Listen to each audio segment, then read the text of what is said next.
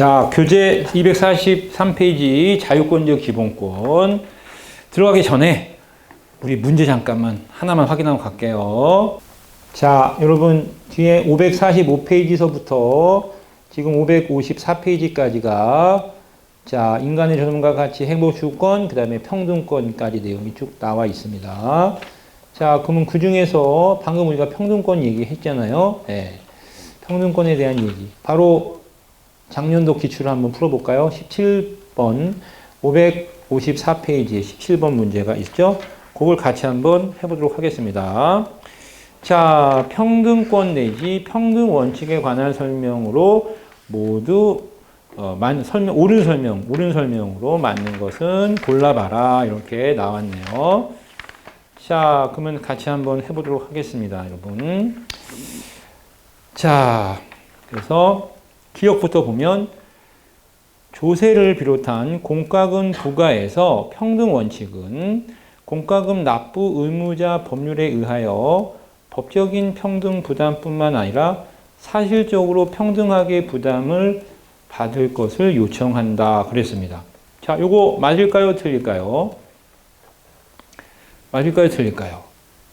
조세를 비롯한 공과금 부과에서 평등 원칙은 공과금 납부 의무자가 법률에 의하여 법적인 평등 부담 원칙뿐만 아니라 사실적으로도 평등하게 부담받을 것을 요청한다. 이상한 말이 하나도 없죠? 그래 안 그래요? 맞아요 안 맞아요? 맞잖아요. 여러분이 세금을 낸대요. 그러면 여러분이 조세 부담자잖아. 공과금을 내야 돼. 그러면 법적인 평등 부담뿐만 아니라 사실적으로도 평등해야 될 거 아니야. 내가 전기 5kg 썼어. 옆집은 10kg 썼어. 그럼 누가 내야 돼? 누가 더 많이 내야 돼?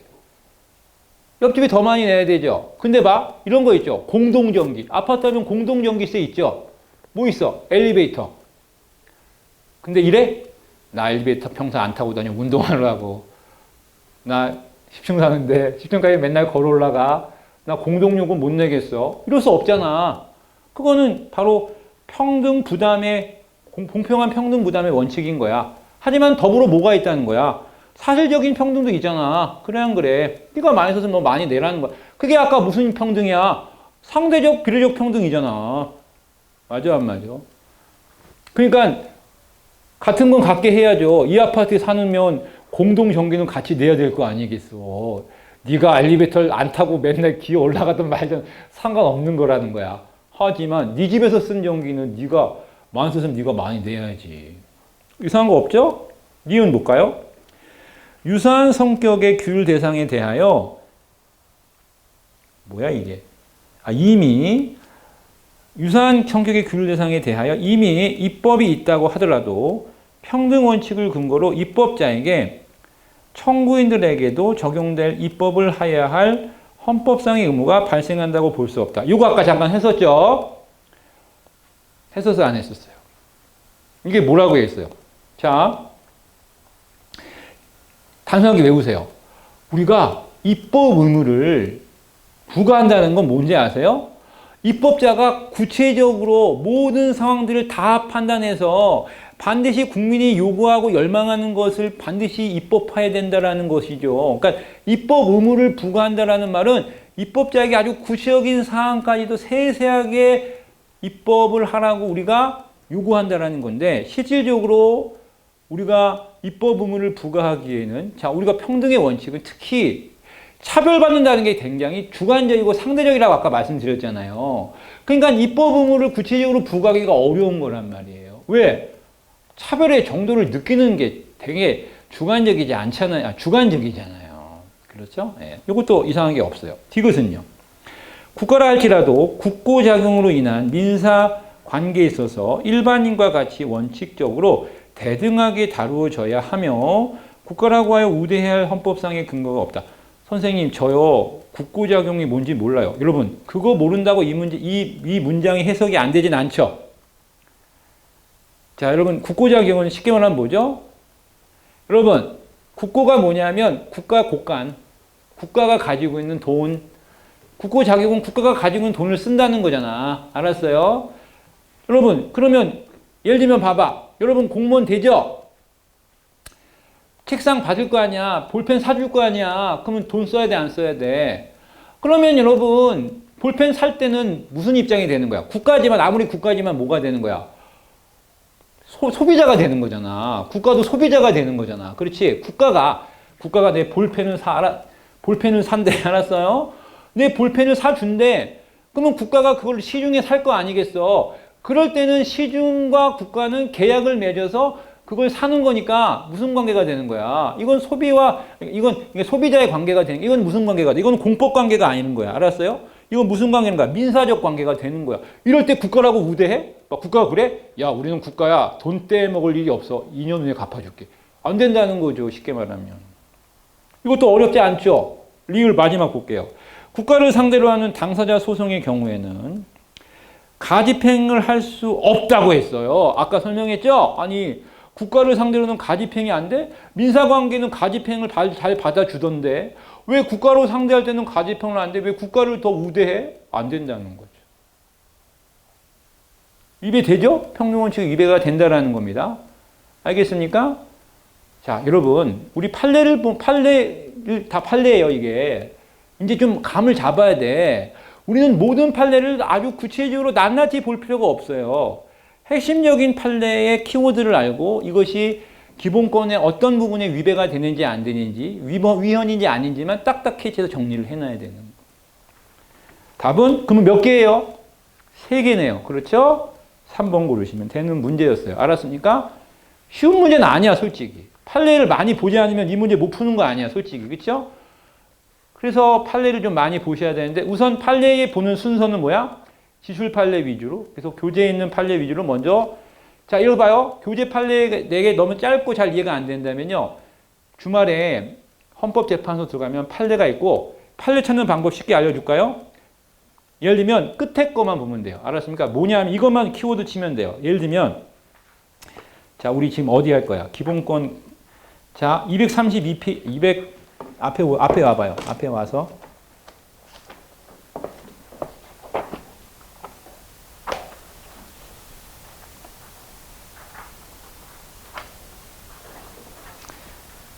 자, 243페이지, 244페이지. 판례가 얼마 안 나오냐? 뭐, 예를 들면 246페이지 보세요. 246페이지에 판례 있죠? 자, 이 판례가 너무 짧아서 난 잘 이해가 안 된다 싶을 거냐? 용어들이나 뭐, 배경 지식이 없으니까. 그치? 그럴 때 못 찾으면 돼. 자, 거기 맨 밑에 보면 판례 번호가 있죠. 사건 번호 있죠. 끝에 거만 보면 돼. 95 헌바 1 나와 있잖아. 그렇지. 그거만 치면 돼. 95 헌바 1 치면 사건이 쫙 나와. 알았어요? 그거만 보면 돼요. 그리고 다 볼 필요 없어요. 여기 나온 판례는 보통 헌법소원 판례는 이렇게 나와.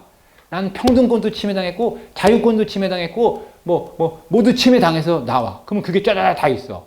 근데 우리는 지금 평등권 파트만 보면 되잖아. 그러면 1, 2, 3이라고 있어. 평등권과 관련되는 게 뭐냐? 1번이면 1번만 해서 1번에 대한 헌법 판례 입장만 보고 빨리빨리 넘어가라고. 그걸 쫙 주문부터 해서 이 바보야 이렇게 읽으면 안 돼. 그럼 우리 여러분 판례 공부 못하는 거야. 다시 한번 얘기했는데 우리는 판례를 심화해서 분석하는 주관식 문제가 아니라는 걸 꼭 기억해. 자, 보겠습니다. 그러면 이번에 뭘 봐야 되냐? 기본권. 자, 우리 자유권적 기본권에 대한 별표. 여러분 솔직히 기본권 강론의 꽃이죠.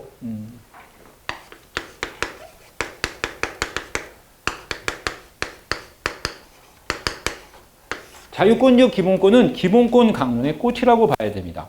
우선 칠판 보세요. 자유라는 말은 몸으로부터 간섭을 받지 않을 자유죠. 여기 뭐뭐가 바로 뭐죠? 국가죠, 국가. 시민사회가 도래하면서 제일 먼저 우리가 원했던 기본적 권리가 자유죠. 왕, 귀족들로부터 세금 뜯기 싫은 거죠. 막 노역당하기 싫은 거잖아요. 그래서 자유는 가장 고전적인 권리라고 해요. 가장 오래됐다. 가장 고전적인 권리. 알았어요? 그리고 국가로부터 간섭받지 않는다 해서 무슨 자유? 소극적인 자유라는 표를 씁니다. 소극적이란 말은 간섭받지 않을 자유라고 생각하면 돼요.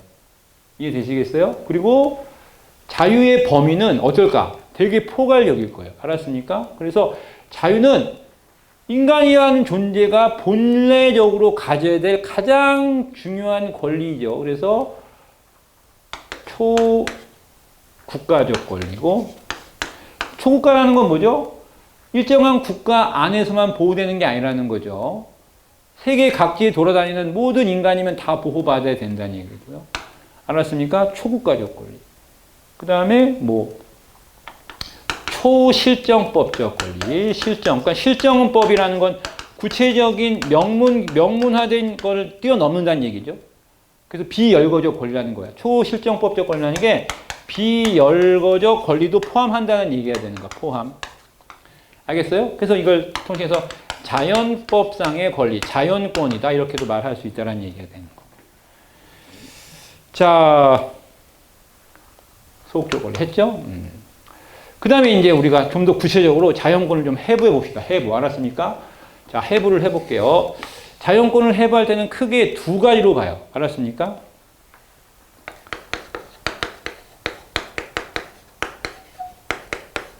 실체적인 보장적 차원의 자유의 권리와 그 다음에 절차적 보장 차원의 자유의 권리로 나눠요. 말 그대로 실체적인 보장이란 말의 실체라는 건 뭐냐면 실질적인 자유를 말하는 거예요. 여러분, 그러면 실질적인 자유라는 건 뭐죠? 자, 여러분 봐. 자유가 억압당했다고 해요. 자, 자유가 억압당했다는 말을 딱 들었을 때 먼저 뭐가 떠올라? 내가 지금 자유가 억압당해서 먼저 뭐가 떠올라? 내 몸이 어딘가에 구속당했다는 거잖아. 그래, 안 그래? 안 그래요? 나 자유가 억압당했어. 나 자유가 없어. 자, 고등학교 때 나 자유가 없어. 무슨 말이야 이거? 맨날 어디 갇혀있다는 얘기잖아. 그래서 실체적 보장이라는 건 실질적인 자유를 보장한다는 거 아니야. 좀 더 쉽게 얘기하면 바로 뭐야? 여러분이 가지고 있는 신체를 말하는 거야. 알았습니까? 신체적인 측면에서의 핵심 자유를 말하는 거야. 그래서 우리가 죄송합니다. 이렇게 가면 안 되죠. 소리. 자유는 그래, 우선 신체의 자유. 그리고 정신의 자유. 그 다음에 사회, 경제적 자유. 그래서 가장 1차원적인 자유는 요거란 말이에요. 요거 알았어요? 요 안에 이제 실체적 보장이 있고, 그 다음에 절차적 보장이 있어요. 자, 우리가 이제 신체, 정신, 이 정신이라고 하는 건 뭐요? 정신의 자유가 뭐예요? 정신이 자유롭지 않은 건 뭐죠? 정신이 자유롭지 않은 게 뭐예요, 여러분? 정신이라는 측면은 뭐죠? 눈에 보여요, 안 보여요? 그냥 관념적인 거죠. 여러분, 관념의 영역에 해당하는 게 뭐예요? 가장 대표적인 게 뭐예요? 종교적인 거잖아요. 신념적인 거잖아요. 그러니까 종교의 자유는 정신의 자유 영역이죠. 또 양심의 자유. 그러니까 눈에 안 보이는 것들이 억압당하고 구속당한다. 이거는 정신의 자유 영역이에요. 알았어요? 그 다음에 사회경제적 자유는 이제 집회 결사의 자유, 거주 이전의 자유, 사회생활, 경제생활을 할 때의 자유야. 알았어요? 거주 이전의 자유, 집회 결사의 자유, 이런 것들이 쭉 나오는 거야. 자, 근데 우리 요 신체적 자유만 해도 어마무시하게 많은 거 알고 있죠? 자, 실체적 자유니까 바로 실질적인 신체의 자유를 보장하기 위한 조치입니다. 이것만 해도 어마무시하게 많이 있어요. 첫 번째로 뭐 있어요, 여러분? 가장 우리가 많이 알고 있는 게, 자, 신체의 자유를 보장하기 위해서 만든 하위법들이 많이 있죠. 이 부분은 여러분이 엄청 강자죠. 형사법에 제일 나오는 거예요. 바로 뭐야? 죄형 법정주의잖아요. 죄형 법정주의 원칙에 파생 원칙들이 있죠. 여러분, 죄형 법정주의 뭐야? 범죄와 형벌은 뭘로 정해야 된다? 법으로 정해놔야 된다라는 거잖아. 범죄와 형벌이 곧 뭐야? 나의 신체를 구속하는 거기 때문에 그렇잖아. 이해돼요, 안 돼요? 그래서 죄형 법정주의로부터 파생되는, 파생이란 말은 보다 좀 더 구체화되는 걸 말하죠. 불러보세요. 뭐 있어요? 관습법 금지. 다른 말로 성문법주의죠. 맞죠? 성문법은 뭐예요? 구체화된 명문, 조문이 있는 법률로 구속을 해야 된다는 거야. 조문이 없는 걸로 나를 구속할 수 없다라는 얘기야. 성문법주의. 또 두 번째 불러봐봐. 또 뭐 있어? 여러분이 알고 있는 거. 또 뭐 있어? 유추해석 금지죠. 유추해석 금지. 유추해석 금지라는 건 뭐예요? 이제 할 건데, 여러분이 이건 강제하잖아. 유추해석 금지가 뭐야? 구체적인 사건을, 자, 어떤 게 범죄야? 어떤 행위를 범죄로 규정하죠? 어떤 행위를 범죄로 규정했을 때 그 범죄로 규정하는 행위와 유사한 행위를 했을 때는 원래 그 행위를 규정하는 법률은 이 행위만을 규제하게끔 돼 있잖아. 근데 이 행위와 유사한 법률을 이 법률로서 유추 해석해서는 된다, 안 된다? 안 된다, 이런 얘기잖아. 그러니까 성문법주의라는 건 구체성을 띠고 명확하게 어떤 게 범죄고 어떤 게 범죄에 따라서 처벌해야 될 형벌인지를 구체적으로 해야지만 우리가 불이익을 안 당한다는 얘기 아니야. 유추 해석을 해버리게 되면 어떤 문제가 생겨? 해석상의 오류가 있을 수 있단 말이야. 그래 안 그래? 오류가 있을 수 있단 말이야. 알았어요? 아니, A는 B를 구속한다. 이건 오류가 없잖아. 근데 B 다시의 모습이 있어. 그럼 봐봐. A는 B를 구속하니까 얘는 B 다시야. B하고 비슷하니까 뭐 A를 적용해도 되는 거 아니야? 이런 식으로 법원이, 재판관이 멋대로 해석해버리면 문제가 되잖아.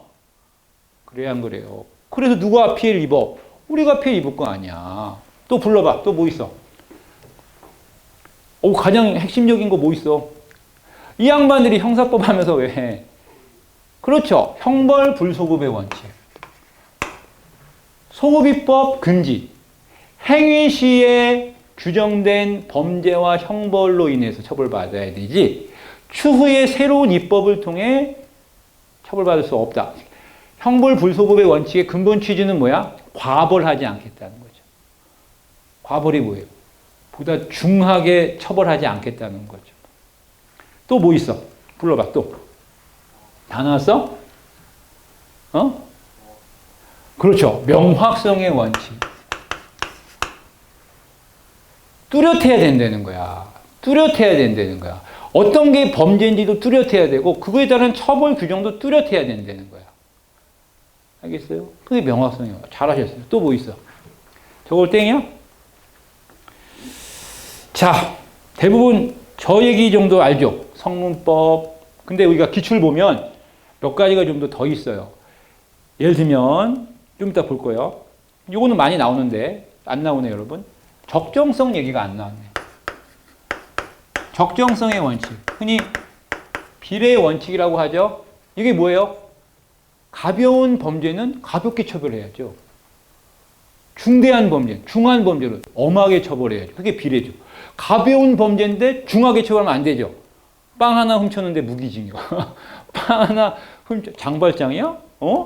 그러면 안 되잖아. 적정성. 범죄와 형벌 간의 적정성, 비례의 원칙. 자, 그 다음에 또 어려운 게 몇 가지가 있는데 절대적 부정기형 금지. 자, 이건 좀 어려운 말인데 시험에 나왔어요.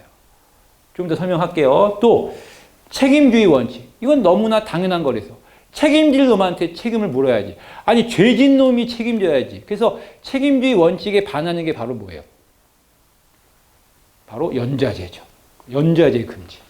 책임주의 원칙에 기타 ETS, ETC에서 보면은 책임주의 원칙, 책임주의 원칙에 해당하는 게 바로 연좌제 금지입니다. 연좌제. 이쪽 안 보이는데 미안합니다. 연좌제 금지, 연좌제 금지. 책임주의 원칙, 책임주의 원칙. 맞죠, 여러분? 죄도 안 지었는데 친인척이라고 도매급소 묶어서 처벌하면 안 되잖아요. 그런 거. 자, 그 다음에 이제 실체적 보장과 관련되는 죄형 법정주의 원칙. 그 다음에 또 뭐 있어요? 실체적 보장과 관련되는 거. 일사부재리의 원칙. 알죠, 여러분? 일사부재리는 뭐야? 거듭 처벌하지 않는다는 거죠. 한 번 처벌했으면 땡! 거듭 처벌하지 않는다는 거죠. 그 다음에 또 뭐 있어요? 여러분이 잘 알고 있는 영장주의. 나 신체를 구속한다며 영장 가져와 이게 돼야 되잖아, 영장주의. 그 다음에 절차적 보장과 관련된 절차적 보장이니까 뭐야? 요건이 충족돼야 된다는 거죠. 신체의 자유를 억압하기 위한 요건을 충족하지 않으면 안 된다는 거죠. 맞아요, 안 맞아요? 저것도 불러봐. 뭐뭐 있어요? 적법 절차의 원리. 적법 절차의 원리. 알았습니까? 그래서 뭐 형사 절차도 있죠. 그걸 다루는 게 무슨 법? 형소법이잖아. 또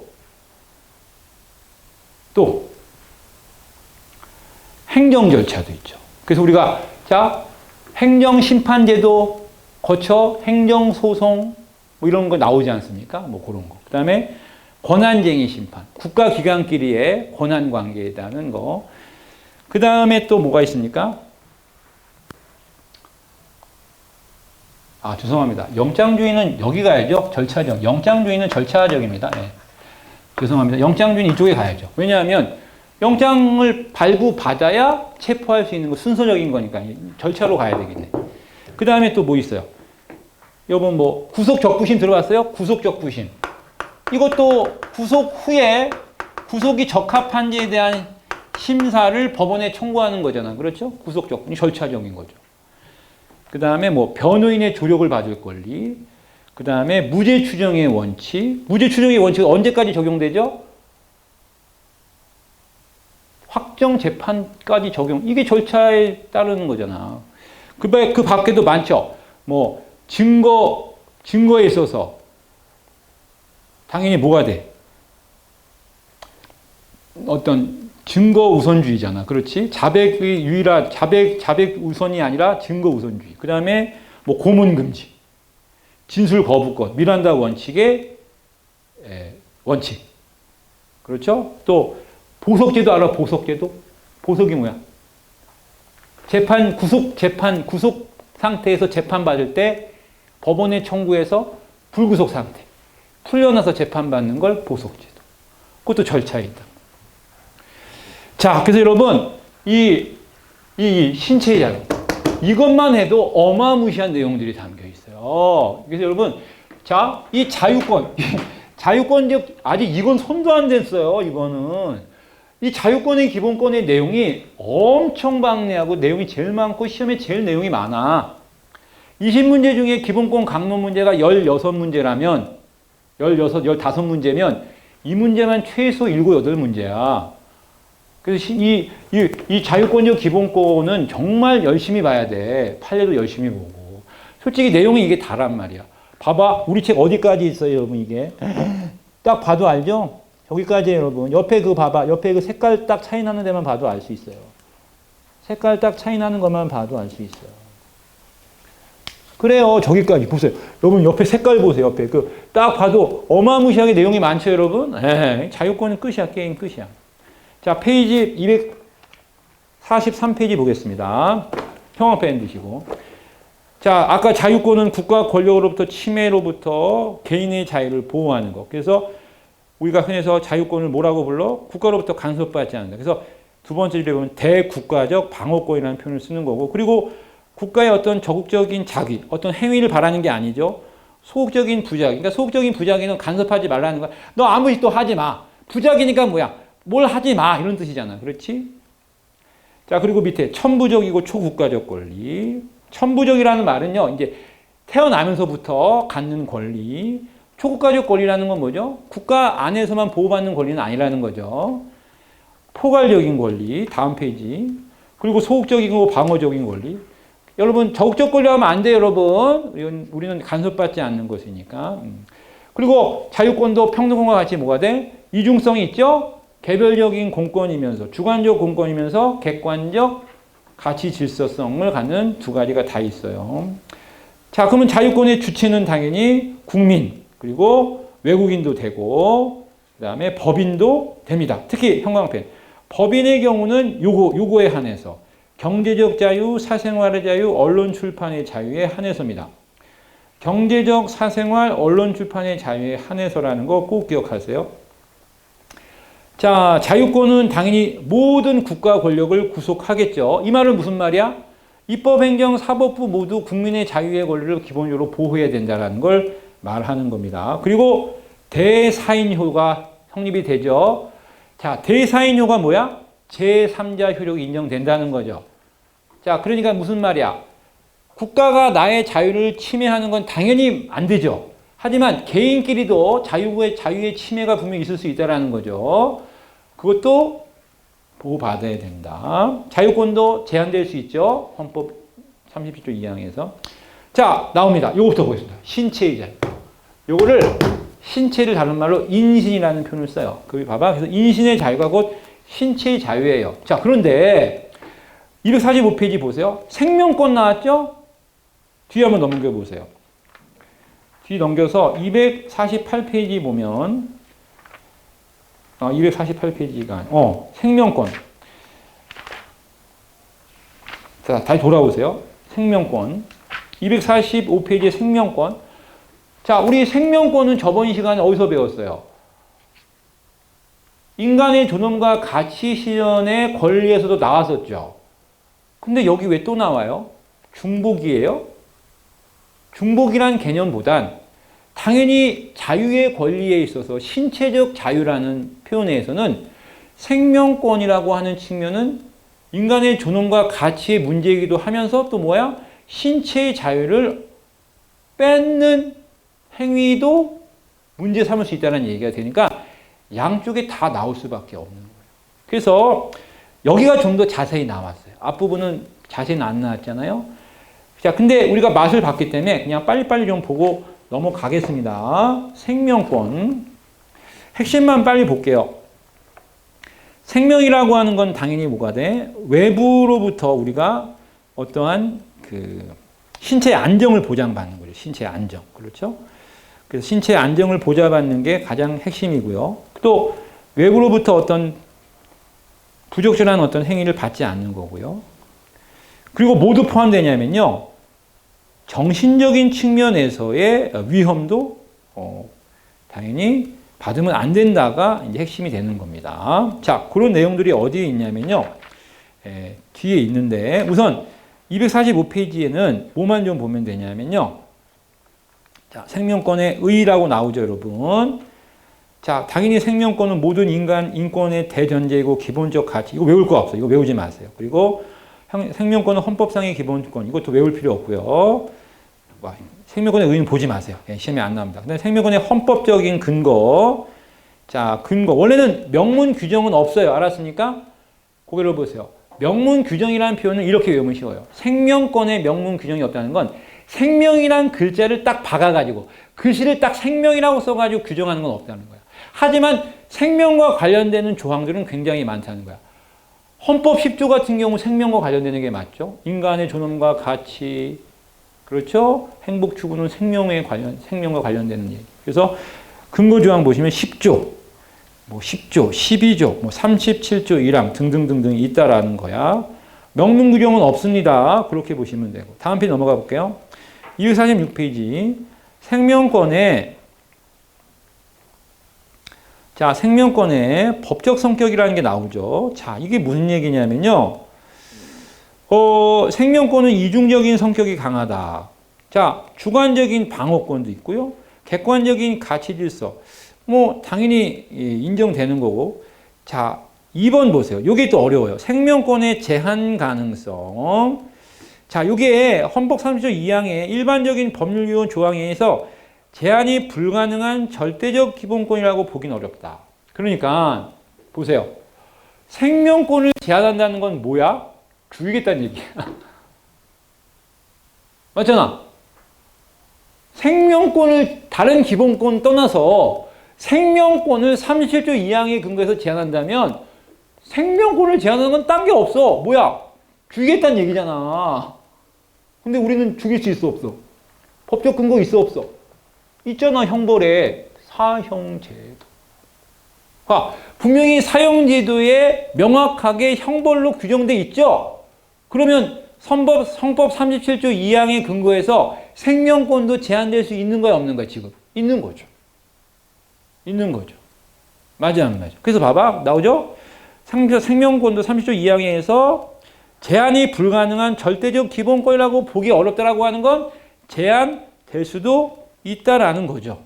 그래서 그 이유에 대해서 험제가 나오죠. 뭐 공공의 이익이라든가 뭐 이런 거에서 제한될 수도 있다라고 보는 거겠죠. 그렇죠? 자, 다음 페이지 가보시면 247페이지. 생명권의 내용, 대국가적 방어권이고 국가의 보호 의무를 요구할 수 있는 거고, 그 다음에 보호 청구권, 보호해 달라고, 뭐 이런 거 외우지 마세요. 이런 건 뭐 시험에 나오죠. 그 위에 판례 잠깐 보고 갈게요. 247페이지 맨 위에 판례. 자, 우리가 아직 자세히 안 봤지만, 우리가 이제 그 배아 문제, 이 초기 배아 문제 굉장히 많이 나와요. 나중에 여러분 판례 보다 보면 이게 정리가 돼요. 배아 문제가 이 생명권의 핵심이라 보면 돼. 입 아파. 이거 설명했죠? 고개 잠깐 들어보세요. 초기 배아하고 일반 배아 구분하죠? 정자, 난자 만난 걸 뭐라고 불러? 수정난, 곧 배아. 근데 얘가 몇 주를 기준으로 해서 2주를 기준으로 해서 2주가 어떤 기준이야? 엄마 몸에 자궁에 착상되는 기준. 딱 달라붙는 순간 이제 뭐가 돼? 그때부터 눈, 코, 귀, 입이 막 만들어지는 거야. 그러면 2주 전은 뭐야? 아직 착상되지 않고 속된 말로 떠도는 세포덩어리네. 그러면 임신 중절 배웠지? 임신 중절 리프로덕션에 대한 산모가 태아를 낳을지 말지에 대한 권리, 우리가 그 여부를 논하는 건 기점상 어디? 2주 전 얘기 알았어요? 선생님 2주 후는 짤 없어. 2주 후는 임신 중절에 대해서는 논의 대상이 아니야. 왜? 이때는 무조건 태아야. 얘는 생명의 주체야 그냥. 알았어요? 그러니까 2주 이전에 대해서 우리가 이걸 태아의 생명권을 인정하냐 만에 임신 중절에 산모의 권리를 주네 만에에 대한 논의를 할 뿐이지 2주 딱 이유는 논의고 나발이고 없어. 그냥 걔는 뭐야? 태아야. 그거 중요하면 살인죄야. 알았습니까? 나오잖아. 그래서 초기 배아 기본권의 주체성 인정 안 되죠. 왜? 태아가 아니야. 알았어요? 기본의 주체가 아니죠. 자, 그 다음 페이지 247페이지 아래 생명권의 제한, 과잉금지의 원칙이 적용돼야 된다. 뭐 당연하겠죠. 다음 페이지 가보세요. 본질적인 내용을 침해할 수는 없다. 근데 이게 좀 어렵죠. 자, 본질적인 내용을 침해할 수 없는데 고개를 보세요. 헌법 37조 2항에는 기본권이 제한될 수 있다고 했어요. 근데 거기 이런 말이 있어요. 본질적인 내용은 침해할 수 없다고 나오잖아. 근데 졸라 웃긴 게 뭐야? 생명권을 제한하는 건 죽이는 거거든? 이건 이미 뭐가 된 거야? 본질적인 내용을 침해한 거야. 알겠어요? 이해돼요? 그래서 이게 굉장히 논란이 있는 거야. 알았어요? 자, 그래서 우리가 관련 문제가 세 가지를 알고 있으면 돼. 뭐죠? 사형제도하고 임신중절, 안락사 관련된 세 가지만 정리되면 돼요. 알았어요? 자, 사형제도. 여러분, 사형이 뭐예요? 목숨을 뺏는 게 사형이죠. 목숨을 뺏는 게 사형 아니겠어요? 자, 그러면 생각해 보세요. 자, 거기 사형제도와 관련되는 헌법 110조는 그건 지금 보지 말고 밑에 내려가면 학설의 대립 보세요. 생명을 절대적인 기본권이기 때문에 함부로 침해하면 안 된다라는 보고. 그러면 사형제도 자체는 위헌이라고 보는 견해도 있고, 니은 과잉금지 원칙이 유예될 뿐만 아니라 생명권의 본질적 내용으로 침해하여 이것도 위헌으로 보는 견해. 자, 기역 니은은 안 봐도 돼요. 우리의 견해는, 우리의 현재 입장은 디귿이죠. 디귿만 형광펜. 생명권은 일반적 법률 유보에 의해 제한이 가능하고 과잉금지 원칙에 위배되지 않기 때문에 자 나왔어요. 과잉금지 원칙이 위배되지 않는데 여러분 그래서 뭐가 된다? 사형제 자체는 합헌이라고 본다. 됐어요? 예. 그래서 우리는 이 30조 2항에 근거해서 디귿에 근거해서 사형제도가 인정된다라고 볼 수가 있어요. 알겠습니까? 다음 페이지 가보세요. 그러면 사형이 생명권의 과잉 제한의 여부인데 합헌설 이게 이제 우리가 보는 거야. 응보와 일반 예방적 효과를 거둘 수 있고 끊으세요. 응보와 일반 예방 효과가 뭐야? 응보 동그라미. 응보가 뭐예요? 고개를 보세요. 여러분 보통 사형 선고 언제 하죠? 사형 선고는 언제 해요? 법정 최고형이 사형인데 사형에 해당하는 범죄가 대부분 어떤 죄예요? 살인밖에 없어요. 맞아요, 안 맞아요? 살인밖에 없잖아요. 그렇죠? 그러니까 봐. 응보가 뭐냐면 눈에는 눈, 이에는 이. 너 죽였지? 너도 죽어. 이게 응보적 효과. 됐어요? 응보적 효과. 응보가 그 얘기. 알았어요? 또 일반적인 법률 예방 효과가 솔직히 현재까지는 크다고 본 거야. 다시. 자, 현재 헌법재판소의 입장은 이거야. 왜 사형제도를 합헌으로 보냐? 헌재 입장은 왜 사형제도 자체, 형벌의 최고형인 사형제도를 아직까지도 합헌으로 보는 가장 큰 이유는 아직까지는 응보의 효과가 크다는 거야. 또 일반적인 법률 예방 효과도 아직까지는 크다는 거야. 뭐에 비해? 생명을 박탈하잖아요. 그러니까 당사자의 위해, 좀 말이 어려운데 위해는 뭐야? 위험한 해를 가하는 거죠. 죽임을 당하는 거잖아. 죽임을 당하는 거 아니야. 생명을 뺏는 거잖아. 그러면 생명을 뺏는 행위를 통해 나타나는 위해의 가치, 즉 사익의 침해가 있겠죠. 그거보다 뭐가 더 크다는 거야? 이게 전체적인 공익적 가치의 의미로 더 크다는 거야. 알았습니까? 아직까지는 이게 더 크다고 본 거야, 헌법재판소는. 근데 헌재는 이렇게 얘기했어. 이게 역전이 되면 어떻게 역전이 되면? 역전이 되면 어떻게 하지? 역전이 되면? 별로 응보 효과도 없고, 흉악범죄 예방도 별로 의미가 없네. 오히려 그냥 위해만. 당연히, 사형만큼 여러분 위해가 큰 형벌이 어딨어. 그냥 끝인데. 사형이라는 제도는 끝이잖아. 이거 만약에 재판부 실수했어. 진범 나타났어. 이거 어떻게 되돌릴 거야? 그러니까 위해의 정도가 얘보다 크면 당연히 사형제는 어떻게 돼? 폐지해야지. 그래서 헌법재판소는 늘 이렇게 얘기해. 항상 이게 사회적으로 분위기가 이렇게 막 되게 중요해. 흉악범죄가 막 많아지면 여론이 어떻게 들끓을까? 아니, 사형제도 명확히 있으면 사형을 시켜! 라고 왜 사형을 집행을 안 해? 막 여론이 들끓어.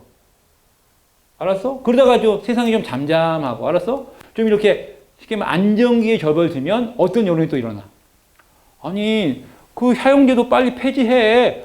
형법에서 빨리 없애버려. 이런 또 분위기가 또 막 일어난단 말이야. 그러다 보니까 이 사형제도의 존치 여부는 굉장히 사회적으로 민감할 수밖에 없어요. 그래서 현재는 항상 눈치 보는 거야. 그러면 지금 눈치는 어떤 눈치라는 거야? 국민들이 아직은 뭐라는 거야? 존치를 원한다는 거죠. 근데 이게 시간이 지나면서 국민들의 입장에서 역전이 되면 당연히 폐지해야 된다. 항상 이렇게 사족을 달아요. 헌재관들이.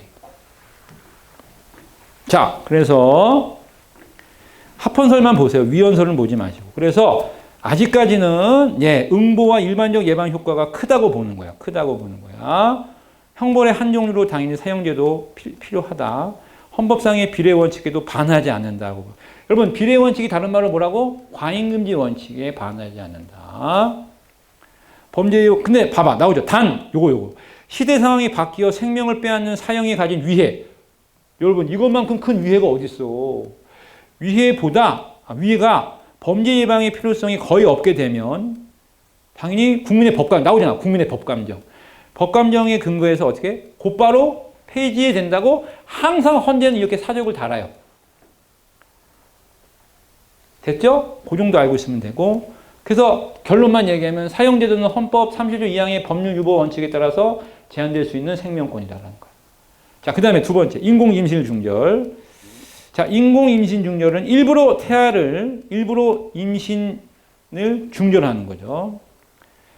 자, 독일 연방법원 사례, 미국 연방 됐고요. 다음 페이지 넘어가 보세요. 250페이지에 가면, 자, 여기서 볼만한 게 있습니다. 3번 보세요. 낙태를 허용하는 모자법원법. 자, 여러분 고개를 봐. 우리는 낙태를 전면 금지하는 건 아니라는 거예요.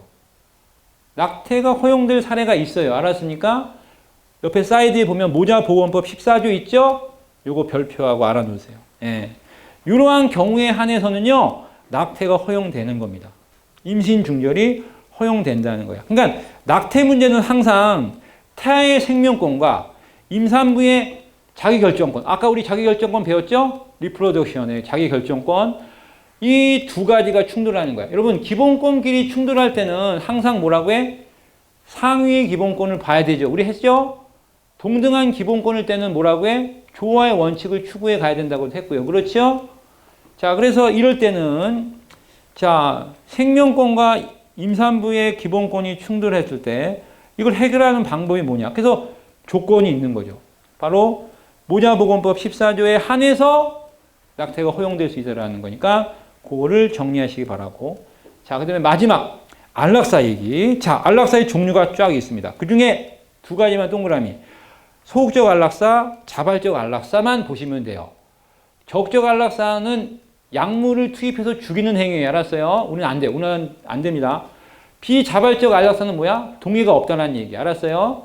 그러면 선생님, 소극적 안락사라고 자발적 안락사는 뭐냐면, 소극적이라는 건 뭐죠? 더 이상 뭐 하지 않는다? 그렇습니다. 바로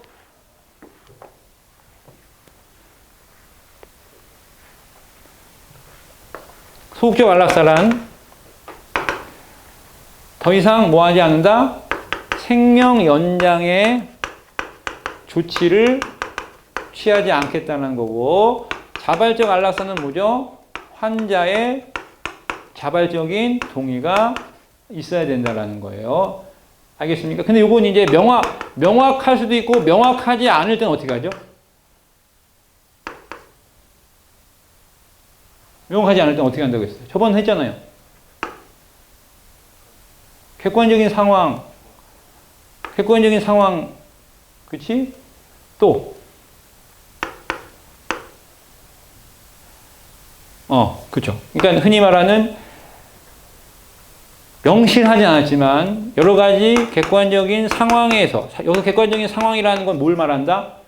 유족들이, 즉 가족 구성원들이 뭐 사전에 환자가 어떤 심리 상태였는지에 대한 얘기. 알았습니까? 그 다음에 또 여기는 안 나왔지만 플러스 알파가 이제 종합적인 의료진의 판단이 필요합니다. 의료진의 종합적 사고 판단도 분명히 필요한 겁니다. 요것만 있다고 해주지 않아요. 요것만 있다고 해주지 않아요, 여러분. 요거 미죠. 생명에 대한 자기결정. 생명지 조치를 원하지 아니함을 명백한 표시한 경우에는 형사처벌의 대상이 되지 않는다. 자, 관련 기출이 쭉 있습니다. 자, 특히 요 안락사와 관련되는 기출이 되게 많아요. 예. 왜냐하면 아무래도 쟁점이 많이 되다 보니까. 옆에 날개 한번 볼까요? 날개의 기출 내용 한번 잠깐 빨리 보고. 연명치료 중단에 관한 결정권을 보장하는 방법으로서 법원의 재판을 통한 규범의 제시와 입법 중 어떤 방법을 선택할 것인가의 문제는 입법부에 결정할 입법 정책의 문제이다. 자, 여기 무슨 얘기냐면 안락사를 허용해 달라고 소송을 제기해서 재판부의 설득을 통해 재판부의 허가를 받던가, 아니면 우리도 당나처럼 어떻게 돼? 안락사를 법제화하던가. 알았어요? 이 부분에 있어서 입법 재량이 허용된다. 여러분, 입법 정책이라고 하는 건 이거는 입법부가 법률로 만들거나, 알았습니까? 뭐 하여튼간 입법부의 의지가 중요하다는 측면이 되는 거죠. 그 다음에 2번, 연명치료 중단에 관한 자기결정권은 헌법상 보장된 기본권이지만 헌법 해석상 연명치료 중단에 관한 법률을 제정할 국가의 입법 의무가 명백하다고 볼 수 없다. 요거 밑줄. 그렇습니다. 명명백백하게 입법 의무가 그러니까 연명치료 중단에 관한 법률을 국가는 입법부는 반드시 마련해야 돼라고 우리가 강요할 수 없다는 얘기가 되는 거예요. 그게 이제 위에 나와 있는 내용과 연결이 되는 거예요, 여러분. 자, 그래서 그러한 입법 부작위, 만약에 이러한 연명치료 중단에 관한 법률을 안 만들었다고 하더라도 부작위 위헌 확인에 관하여 헌법소원 청구는 당연히 있을 수 없겠죠. 그러니까 이게 무슨 말이야, 해석하면. 야, 너희 왜 법률 안 만들었어? 너희 왜 그거와 관련된 법률 왜 부작위에서 왜 법률 안 만들었어? 나 따질 거야. 헌법 소원할 거야. 나 너 때문에 나 죽고 싶은데 못 죽어서 나 기본권에 침해 당했어. 이렇게 할 수 없다는 얘기.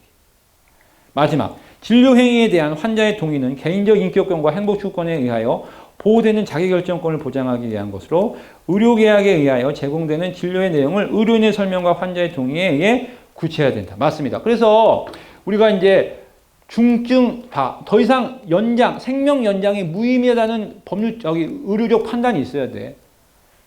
종합적인 판단이 있어야 된다라는 게 말하는 거예요. 알겠습니까? 오케이. 자, 요까지만 할게요, 여러분. 많이 피곤하죠. 다음 시간에 이제 신체의 자유, 아까 쭉 봤죠? 어마무시한 얘기들이 쭉 있는데 요거와 관련된 내용을 근데 여러분 여기는 빨리 넘어갈 거예요. 왜냐하면 여러분이 형사법에서 굉장히 많이 다루고 있는 내용들이기 때문에 판례 위주로 해서 쫙쫙쫙 해서 빨리 좀 넘어가도록 하겠습니다. 아시겠습니까? 그래서 다음에는 아마 요 신체의 자유, 여기 자유권적 기본권 내용 정도 하고 그 다음에 정치적 기본권까지 갈 수 있나 모르겠는데 아무튼 무조건 자유권적 기본권 다 할 거예요, 여러분. 알겠습니까? 그렇게 해서 앞에 거 관련 기출 꼭 풀어보시기 바랍니다. 이해되시겠죠? 네, 오늘 여기까지 고생하셨습니다.